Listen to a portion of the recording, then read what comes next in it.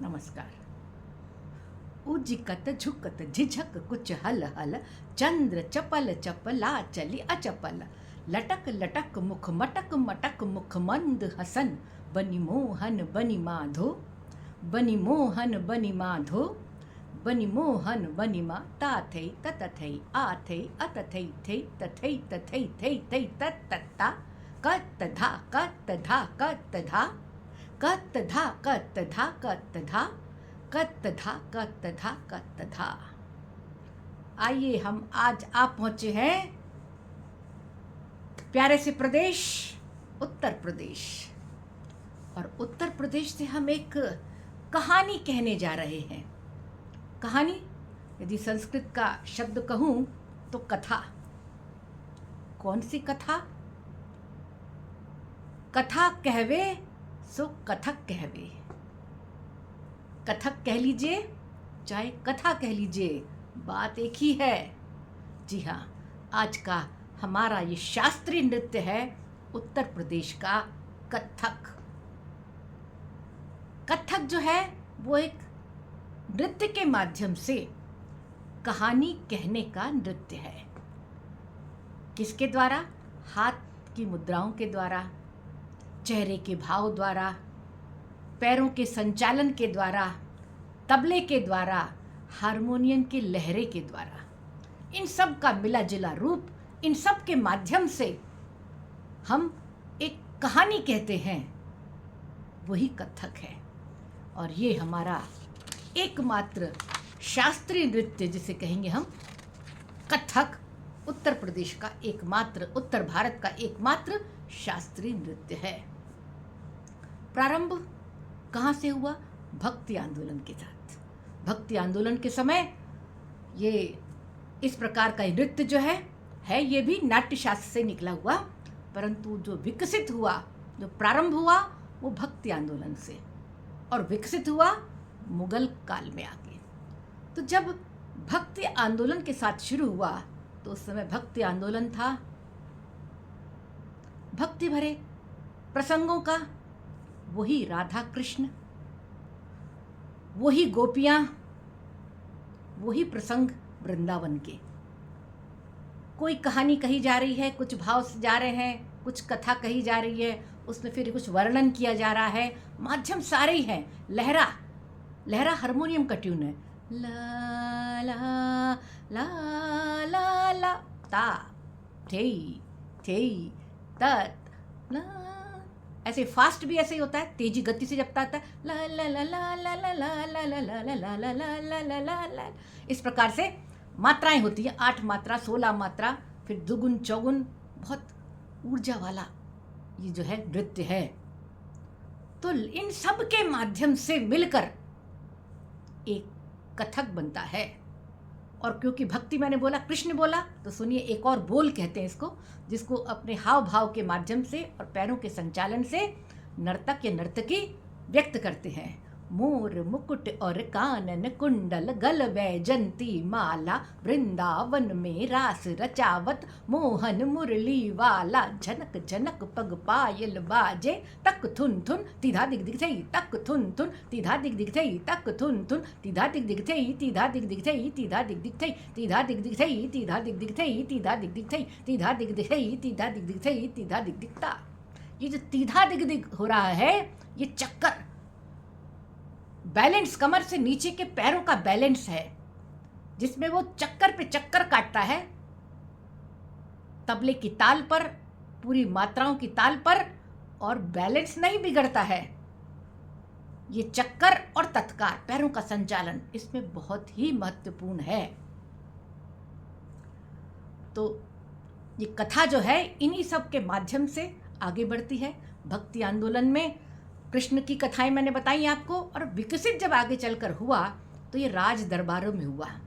पहले राज दरबार हमारे राजाओं के दरबारों में होता था, और उसके बाद जो मुगल काल में आए तो मुगल काल जो कला के प्रशंसक थे, उन्होंने इसे अपने दरबारों में करना शुरू कराया। उसमें वो विकसित भी हुए, और विकास के साथ साथ फिर इसका जो एक अलग रूप आया वो मैं आपको बाद में बताऊंगी। परंतु मुगल काल में विकसित हुए और इनके विकास के साथ साथ अलग अलग शैलियाँ बन गईं। कुछ भक्ति से संबंधित थी, कुछ राज दरबारों से संबंधित थी, कुछ मुगल कालीन से जो तौर तरीके थे उससे संबंधित थी। जैसे जैसे इसमें 3 घराने बने मुख्य रूप से, बनारस घराना, जयपुर घराना और लखनऊ घराना। घराना यानी नृत्य की, कथक का नृत्य है पर उसकी एक विशेष शैली होती थी, विशेष प्रकार की मुद्राओं के तरीके होते थे, वेशभूषा थोड़ी सी अलग होती थी। मुद्रा, जैसे ये मुद्रा है, देखिए ये हाथ से मैंने मुद्रा बताई, ये हाथ की उंगली बिल्कुल सीधी है, ये एक घराना है। दूसरे घराने में मुद्रा लेने का तरीका ये है, ये थोड़ा सा ये भी मुड़ा और ये देखिए उंगलियां ये मुड़ी हुई हैं मेरी। एक घराने में ये ऐसी हैं। ये छोटे छोटे अंतर होते थे। और सही बात तो ये है कि जब पुराने समय में कथक की डांस की प्रतियोगिताएं होती थी हम लोग के ज़माने में, तो होता था इसने अच्छा डांस किया, इसको नंबर क्यों कम मिले। बाद में जज बताती थी कि आपने इस घराने का नृत्य किया और इस घराने की मुद्रा दे दी, यानी आपने यदि इस मुद्रा वाले घराने का नृत्य किया है और आपने ये मुद्रा ले ली तो आपके नंबर कट जाएंगे। तो पहले शैलियों पर, घरानों पर इतना महत्व दिया जाता था। आजकल गुरु शिष्य परंपरा में गुरु इस प्रकार से करते हों तो मालूम नहीं, लेकिन आजकल क्या है, सब कुछ फ्यूज़न का ज़माना है, सब कुछ मिला जुला है। तो इन शैलियों के माध्यम से घराने जो विकसित हुए उसी में है, कहीं वो पुष्पांजलि होती है तो कहीं आमद है, शुरुआत है कथक की, और जब अंत होता है तो सलामी के द्वारा होता है। ये मुगल दरबारों का प्रचलन था, आखिर में सलाम करते हुए जाना। तो नृत्य में भी हम इसकी झलक पाते हैं। परंतु यदि हम बहुत अपने पुराणों में इसको देखें तो महाभारत काल में हमको कथक नृत्य, इसको उस समय कुशीलव बोला जाता था, कुशीलव बोला जाता था।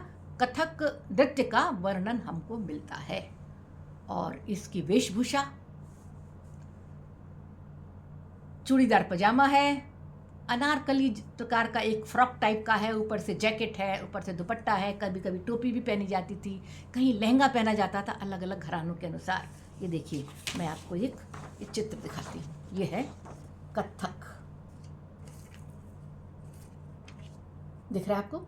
ये देखिए चूड़ीदार पजामा, नीचे घुंघरू है, और ये घुंघरू एक एक पैर में कम से कम 1.5 किलो के घुंघरू बांधे जाते थे। जब शुरू में नृत्य कराया जाता है तो 10-10 घुंघरों से शुरू होता है और फिर 100-150 घुंघरू एक एक पैर में बांधे जाते हैं। और ये देखिए चक्कर काट रही है ये, इसलिए इसका लहंगा जो है, ये अनारकली का जो फ्रॉक है, जो फ्रॉक दिख रहा है, ये घूमता था चक्कर के साथ ही।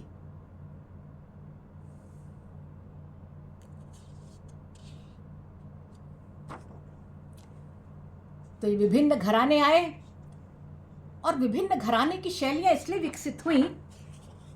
उत्तर प्रदेश में बहुत आक्रमण भी हुआ, हमारे देश में जो आक्रमण हुए उसमें बहुत सारी संस्कृतियाँ उत्तर प्रदेश में आई, और उत्तर प्रदेश में जो मिली जुली संस्कृति आई, इससे ही ये नए नए घराने आए। और उसके बाद आगे चलकर एक और घराना आया जिसको हमने बोला रायगढ़ घराना।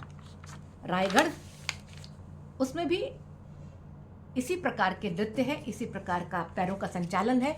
इसमें पैरों का जो संचालन है वो पहले साधारण एक ताल होता है, उसके अनुसार चलता है, फिर दुगुन यानी दुगुना, दुगुन, चौगुन, 8 गुण, 16 गुण और 32 गुण। उससे प्रतियोगिता सी होती है कि पैर जल्दी चलते हैं कि तबला जल्दी चलता है। तबला भी बहुत मास्टरी होनी चाहिए, बहुत कलाकार वो बहुत पक्का होना चाहिए, परिपक्व होना चाहिए, जो उस घुंघरू के चलने के पैरों का संचालन हो रहा है उसके आधार पर स्पष्ट रूप से उतनी ही तेजी से चल सके। और नर्तक या नर्तकी में भी उतनी योग्यता होनी चाहिए कि तबले की उसी गुण, 8 गुण है कि 16 गुण है या 32 गुण है, उस गुण के आधार पर सही मात्रा में चक्कर और सही मात्रा पे सम, एक सम जो लोग संगीत समझते हैं वो समझ रहे होंगे, उसी सम पर आए जहाँ पर चक्कर काट के रुकना है, वही बहुत बड़ी कला है। और इस के माध्यम से, ये तो महिलाओं की है, इसको पुरुष भी करते हैं, पर पुरुष जब करते हैं तो वो धोती पहनते हैं और एक ऊपर से सफ़ेद पट्टा भी पहनते हैं। और कहीं कहीं इस नृत्य में जब वो करते हैं, पुरुष करते हैं, तो केवल धोती पहन के भी किया जाता है। ये इनकी वेशभूषा है। और इस नृत्य को भी प्रतिष्ठा देने के लिए महाराज लोग हैं। अच्छन महाराज, लच्छू महाराज, बिरजू महाराज, इस प्रकार के बड़े बड़े जो नर्तक हैं। कथक के नर्तक हमारे पुरुष ज़्यादा हैं, क्योंकि बहुत ऊर्जा की आवश्यकता है उसके साथ ही। लेकिन सोनल मानसिंह जो कथक की भी हैं और दूसरे अन्य नृत्य की भी हैं। सितारा देवी कथक की बहुत बड़ी कलाकार थीं। और उसके बाद हैं उमा देवी हैं, काजल शर्मा हैं, जिन्होंने कथक नृत्य को बहुत आगे तक बढ़ाया। इसके साथ ही आप लोगों ने सुना जुगलबंदी, इसमें तबले की और घुंघरू की जो 150 पैर में घुंघरू बांधे होती है, इसको जुगलबंदी होती है। पहले एक ताल चलता है 16 मात्रा का या 8 मात्रा का, ये अलग अलग ताल होते हैं अलग अलग मात्राओं की। उसके अनुसार वो आपको बोल देता है। पहले तबला बजता है, फिर पैरों की संचालन होता है, बिल्कुल वैसे ही वही शब्द निकलेंगे, वही मात्रा निकलेंगी। और उसके बाद अंत जब जुगलबंदी का आता है, तब वो एक टन से केवल एक तबला बजाता है। तब वो जो दोनों पैरों में 300 घुंघरू, जो 2-2.5 किलो घुंघरू पहने होते हैं, उसमें नर्तकी एक घुंघरू बजाती है, सिर्फ एक घुंघरू उस 150 घुंघरू के एक पैर में। ये कलाकारी है।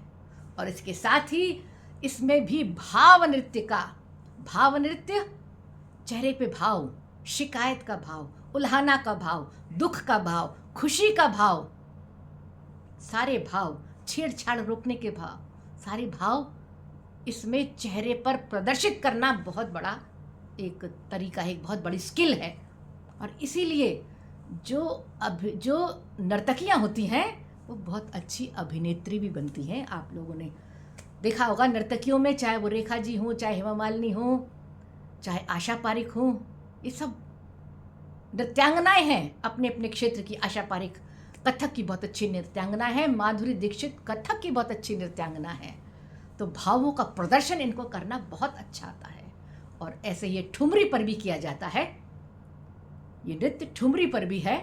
और अधिक से जो राधा कृष्ण के गाने हैं, जिसमें बता रही हैं प्रसंग आ रहा है, होली का समय है, एक कथा चलती रहती, होली का समय है और सहेलियाँ छेड़ रही हैं, गोपियाँ छेड़ रही हैं कि चलो हमारे साथ होली खेलो। तो राधा कह रही हैं कि मैं तो खेलूंगी उन्हें ही से होली पिया, मैं तो खेलूंगी, मैं तो खेलूंगी तुम्हीं से होली पिया, मैं तो खेलूंगी। आज का ये वीडियो कैसे लगा आप सब मुझे ज़रूर बताइएगा। आपके कमेंट्स का मुझे इंतजार रहेगा। तब तक अगले एक वीडियो को मैं लेके आऊँ, तब तक के लिए मुझे आज्ञा दीजिए। नमस्कार।